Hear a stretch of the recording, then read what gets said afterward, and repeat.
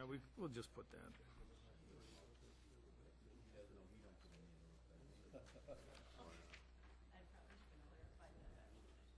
Right. Yep. No, I don't either.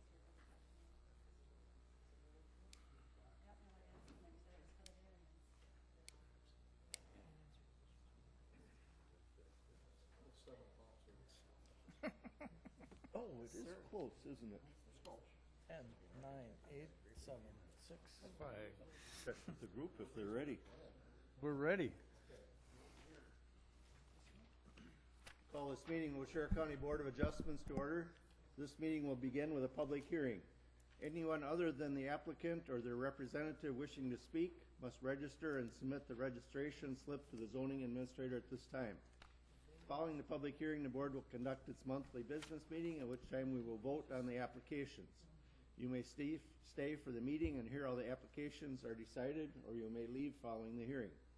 The applicant and the town board will be sent a copy of tonight's decision. Any other person wishing to receive a copy of a decision can sign the sheet at the front of the room. Those wishing immediate knowledge of the outcome of these proceedings may call the county zoning office tomorrow morning. The procedure we will follow for hearing each application is, after the application is read, the applicant, their agent, or representative will then have an opportunity to present their application, followed by any questions or comments from the board. Then all correspondence will be read. Then others in favor will have a chance to speak. Anyone objecting will then have a chance to speak. I will then ask for a summary of the board's field observations and any staff comments. Finally, the applicant will be allowed a chance for a brief rebuttal if they wish. Anyone wishing to speak should use the microphone at the front of the room, state their name, and direct their comments to the board. I ask that all testimony be kept brief, no more than 5 minutes, and to the point. If you are testifying as a nearby landowner, please tell us where your property is located relative to the subject property. Tonight's hearing will be recorded, and the recordings will become part of the record. Comments that are based on hearsay or secondhand information, as well as slanderous or prejudicial remarks, will be ruled out of order. The board has looked at all the properties, and the record will reflect these observations. Any person affected by an administrative decision of this board has 30 days from the filing of tonight's decision to make an appeal. Such appeals shall be heard by the Waushara County Circuit Court. Information is available from the Clerk of Court's office and qualified legal counsel. The county assumes no liability and makes no warranty as to the legality of any construction commenced prior to the expiration of this 30-day period. Now I introduce the rest of the board. To my left are Larry Tim, Kevin Fitzgerald, Mark Schumacher, Dave Williams. My name is Roger Wagner. Terry Dopp-Hochstadt, zoning administrator, seated to my right. The first variance to be considered tonight, Donald Christensen and Kathy Farmington, Living Trust, Gurnee, Illinois, and made an application for a variance in accordance with section 58-235. Paragraph A, paragraph 5 of the Waushara County Zoning Code to construct a 16 by 25 single-story addition onto an existing approximately 40 by 25 single-family dwelling. 6 by 25 portion of the existing dwelling to be raised, exceeding 25% of additions and structural repair allowed to an existing non-conforming dwelling, non-conforming due to side lot setback in RS20 residential single-family zoning within the shoreline area. Location, a parcel of land known as Lot 9 of Juanita Pat plot, plus part of the discontinued Vivian Drive being part of government lot number 3, section 30, Town of Leon, Pearl Lake, W4621, North Pearl Lake Road. Is the applicant present? Would you come forward, please, to the microphone?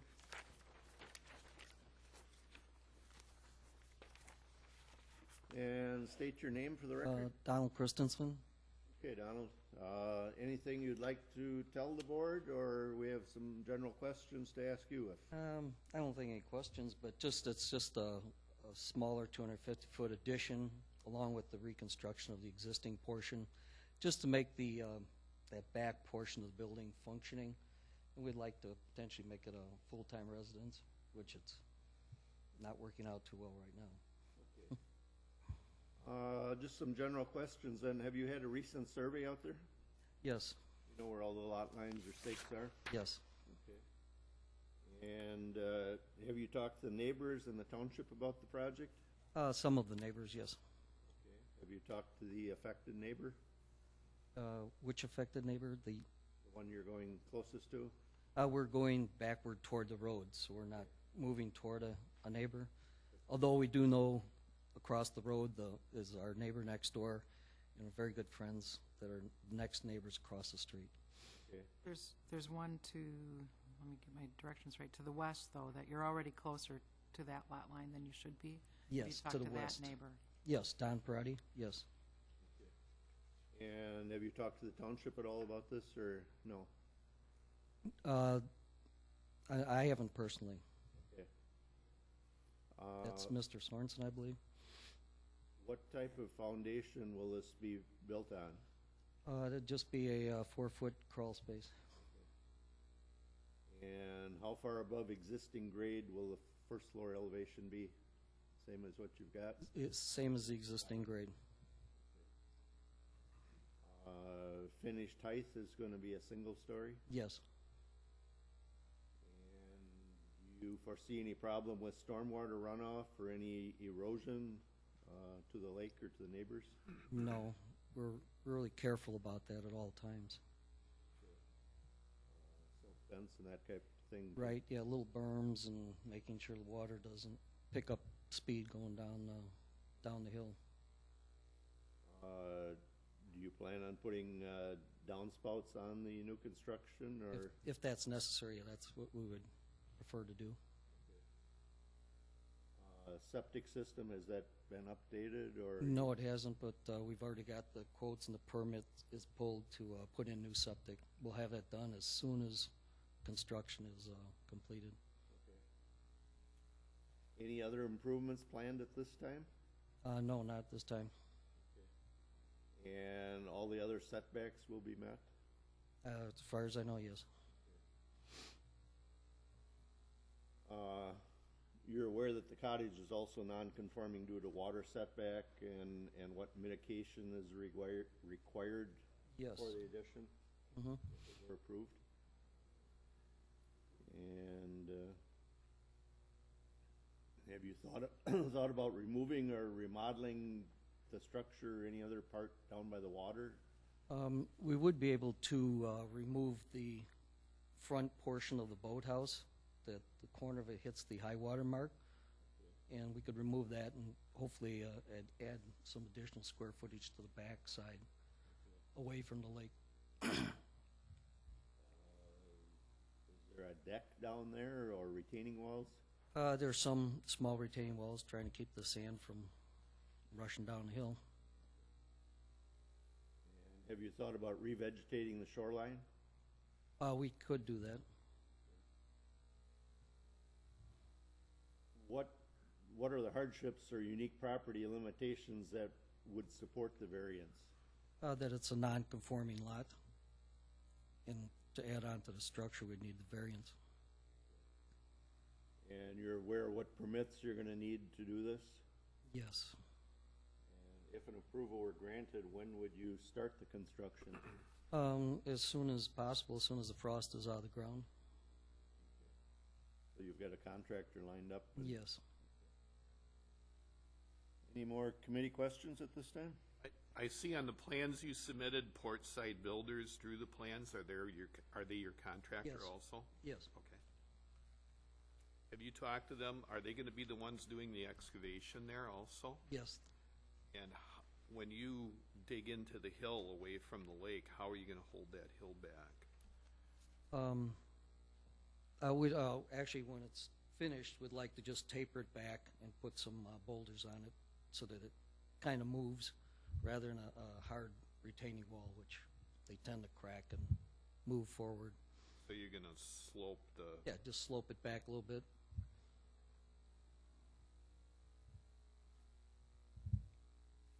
Any other committee questions?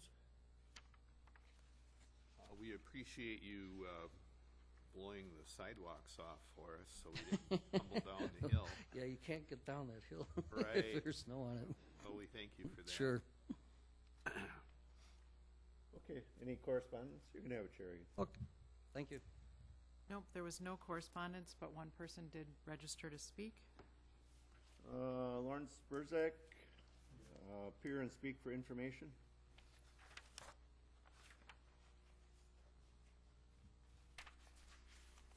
I just wanted a little information to see if any of the high water mark or the has changed since I moved up here, which was in 2003. I was reading some of these stipulations here, and I see they're talking about 60 feet. Has that changed from the 75-foot water mark from the lake? Are you talking about the text amendments?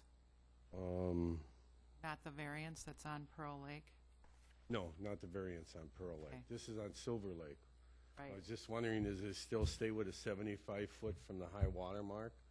That Is that still? That'll be 75 is still considered- there. That'll be considered That's next. the next That'll be committee that next. meets. Okay, Sorry thank you. about the confusion. That's okay. Thank you very much.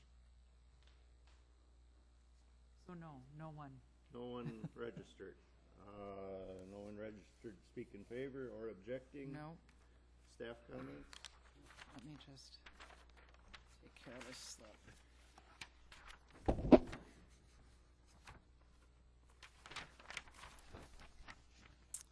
For the record, the board has previously been furnished with a copy of the site plan and all the other pertinent data for this application that they're considering tonight. They also visited the property, as evidenced by thanking you for the snow being removed, and looked at it on site. They noticed the excavation and some of the structures down by the water.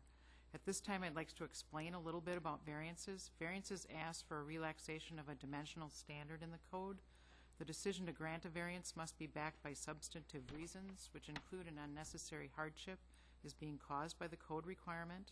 There are unique limitations on the property that prevent the landowner from meeting the required dimensional standards. And if the variance is granted, no harm will be done to the public interest or the zoning code.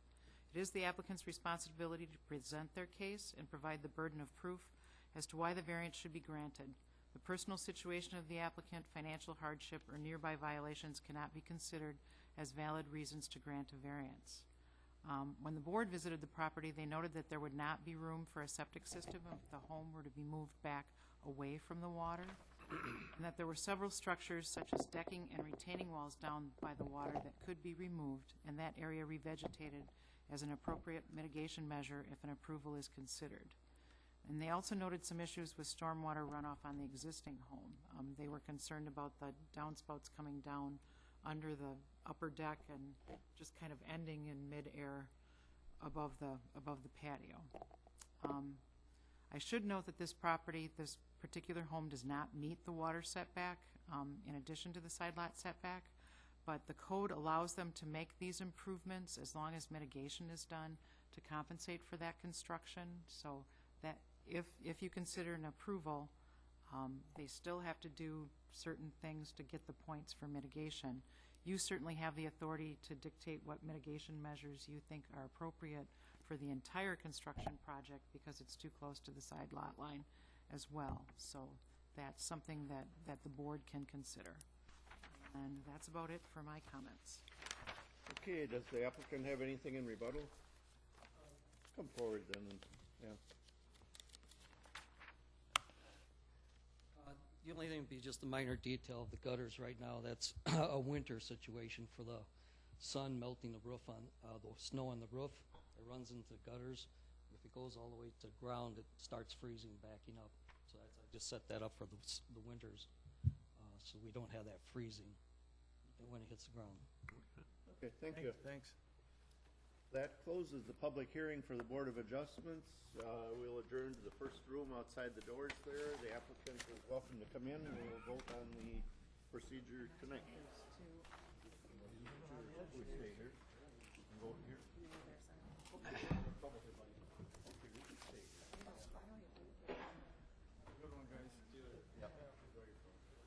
Boy, that's gotta be a new record for Roger. It's right up there. It's right up there.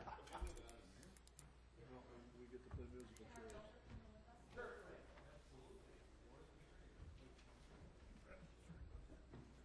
Moving Jerry. Moving up in the world, Right this way, Jerry. And you guys stay here, because what you're interested in, you see what, yep, and that's this other, that's the next. That's skinny enough, you can.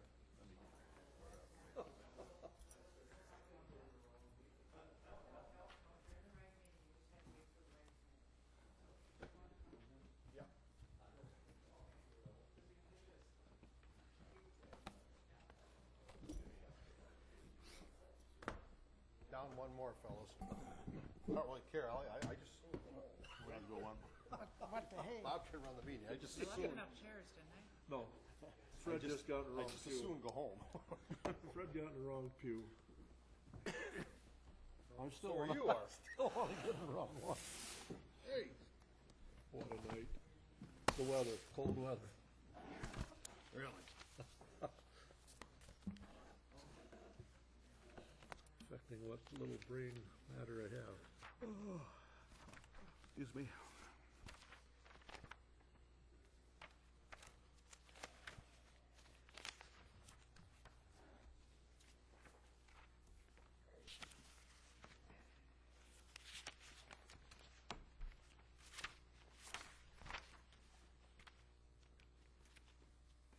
I got no papers to fill out.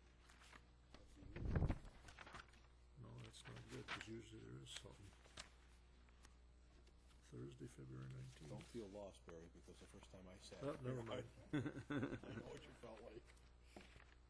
Current month, I didn't go. We just put that other part out and stuck it in there for the minutes from the last one. Okay. We're all right now. Excuse me. Yep, we're gonna get to it now. As soon as we get the formalities out of the way. Are you ready now? I'm ready. I will call this meeting of Waushara County Planning and Zoning Committee to order. This meeting will be conducted in the same manner as the applications heard by the Board of Adjustments. Please remember to keep your comments brief, no more than 5 minutes, and relative to the matter at hand. Anyone other than the applicant or the representative wishing to speak at this hearing must have registered, which I believe both you fellows have. Anyone who has not should do so immediately and submit the registration slip to the zoning administrator. The committee has looked at all the properties and recorded will reflect their observations. Following the public hearing, the committee will conduct their monthly business meeting, at which time we will vote on the applications. You may stay and hear how the applications are decided, or you may leave following the public hearing. Any person affected by an administrative decision of the committee has 10 days from the filing of tonight's decision to file an appeal. Such appeals are heard by the Waushara County Board of Adjustments. Information and applications are available from the county zoning office. The county assumes no liability and makes no warranty as to the legality of any construction commenced prior to the expiration of the 10-day period. I will now introduce the committee. At far left, Fred Gallerup, Jerry Rathmo, Barry Mastacola, Bob Wadle, Terry Dot Pockstead, zoning administrator. To my right, my name is Mark Kirschner. Thank you. The one and only thing we have tonight is the text amendments. And I will read this off. An amendment is being proposed to Chapter 18, the Floods Code of the County of Waushara, Wisconsin, which would provide inclusion of the dam failure analysis and hazard rating assignment of the Pine River Dam, Section 4, Town of Leola. Study dated December 2013. Leon, not Leola. Okay, Leon. Oh, yeah, I'm thinking, okay. This study provides more accurate information on the floodplain elevations and reaches downstream of the dam. Thank you for the correction, Bob. Yep. Several amendments are being proposed to Chapter 58, parentheses, the zoning code, of the Code of the County of Waushara, Wisconsin, which would better define the terms of a single-family dwelling, inoperative vehicle, and used dwellings as those terms are used within the ordinance. Limits what can be used as an accessory building or a commercial structure, clarifies the limits for expansion of non-conforming structures, and provides provisions for lateral expansions of non-conforming structures due to water setback as recently adopted in the NR 115, allows new mobile homes to be placed where a single-family residence is a permitted use, provides provisions for placing used single-family dwellings as a conditional use in the same zoning districts. Further clarifies boathouse construction and use and allows shoreline vegetation work that is exempted by the NR 115 to take place without the insurance of a permit. That's it. That's it. Okay, so I'll explain a little bit about the text amendment process and what the steps are, and then we can take some questions or comments. Every year as we use our codes, we find things that may need to be addressed, so we do those, and do those in the winter. Then sometimes agencies suggest that we do something different, so we do those too. And then sometimes they actually change the rules on us, which is what happened with NR 115. So then we have to adjust our code to make sure that we're in compliance with the minimum state mandates that are out there. So we've done that, we've looked at them, we've tried to address all those things that came up during the year, and we gave them to all the interested agencies. The two that need to be published and are the subject of this public hearing are the Floods Code and the Zoning Code. There are some other ones with the Manure Storage Ordinance, the Subdivision Code, and there's one more that do not have to go to public hearing. They're not subject to that for approval. And then once they're looked at here, and if you choose to approve them, then they would go on to county board in this form, or we can make changes to them if you so see that we should do that. The Louis Committee looked at the Manure Storage Code because they're the ones that kind of administer that, but they felt it was easier for the Planning and Zoning Committee to hold the public hearing rather than them hold a separate one. And two of the committee members are on both committees, so it kind of made sense.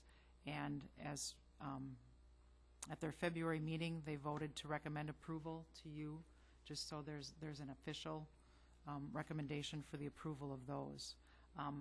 I don't think they're very sweeping. They're just something that, you know, we're either trying to better define things out there and or comply with the state codes that we have to do so. So again, if they're approved tonight, they go to county board for adoption, probably at their March meeting, and they only become effective after the county board approves them. And that's it. Okay, I think we should hear from Yep, these fellows we now. can. Sorry, there we go. Lawrence, you want to come back up and start over again? I was going to steal your copy. Go ahead. Well, the question I was wondering if the codes have changed since I've came up here in 2003. I know the setbacks were from the high water mark, 75 feet was at the time when that was one of the questions I had. And the other one I had was variances on your land property from your house to the lot line. Are they still the 15 feet, or can they be allowed to change that with getting a variance as long as your neighbors are all approved in that? The question I had for mine was quite a while back. Between us is a freeway that goes down, or a walkway, or whatever you call it, that the town of Marion owns, okay? That's 15 feet. My neighbor's 15 feet. I'm 15 feet. I wanted to add on to my garage at that time. I wanted to add on 12 feet by 30 feet to go out, and it was disapproved. And I was just wondering if variants now are different, you know, where has it changed any? The criteria for variances has not changed. Okay.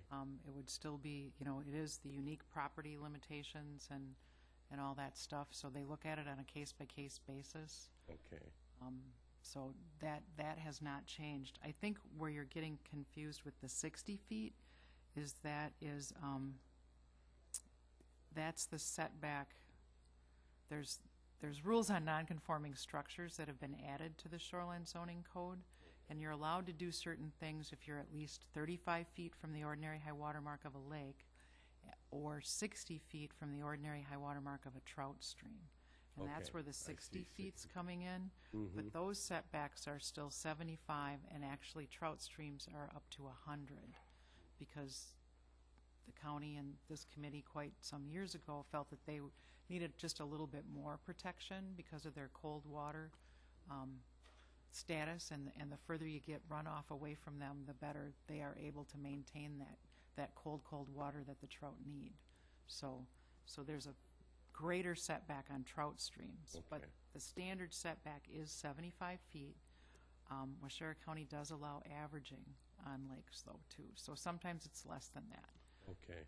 The only other thing I was wondering is, by putting in another variance, or should I say, to see if I can build a garage on that, whether it's attached or detached, having that thing to get a variance, so I'd have to apply for a variance, correct? Yeah, I would suggest calling our office, and then someone can meet you out there and go over it again with you and see if something else is If it's maybe feasible changed. to And do.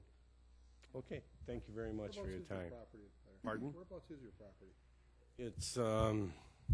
It's on South Silver Lake Road, you know where Riley's house is? Yeah. I'm up in that area there, high up. Yeah, and like I say, next to me, there was a lot of changes came since 10 years. Some people are building garages that are only 5 feet away from the road. And, you know, I was just wondering if it's easier to get a variance now. You know, at the time they said it needed a hardship case to have a third garage, which, you know, now it's a lot different. You know, most people have 2-3 vehicles. Yeah. So I was just wondering, you know, if I can, then I'll call and see if yeah, somebody can come go on. and see, but the criteria that you need to meet really hasn't changed. Okay. Thank you very much for your time.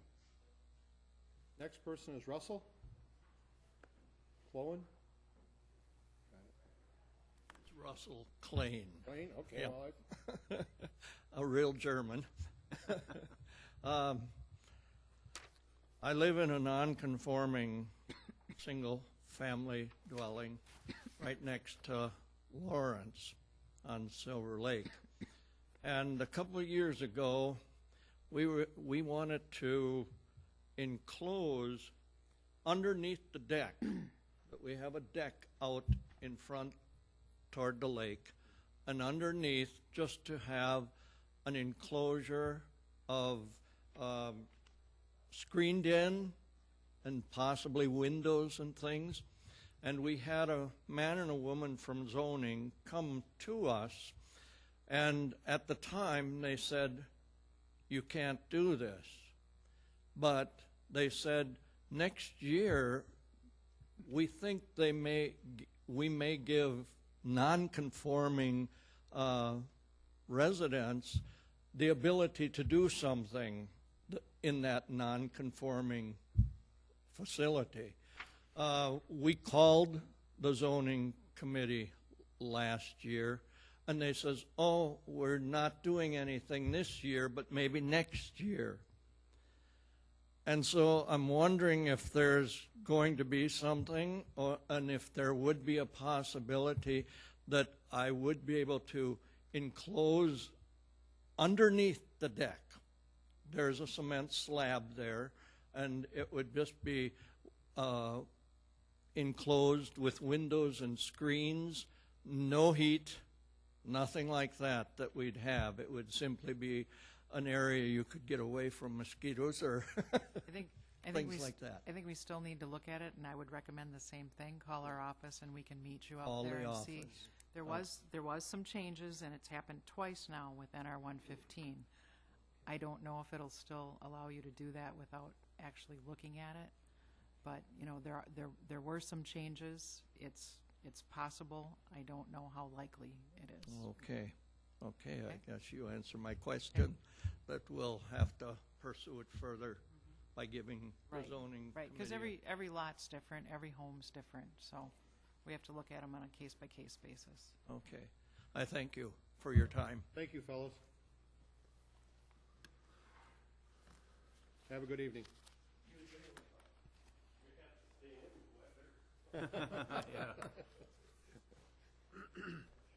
Okay, Terry has had the staff comments, has kind of explained everything to us about the text amendments here.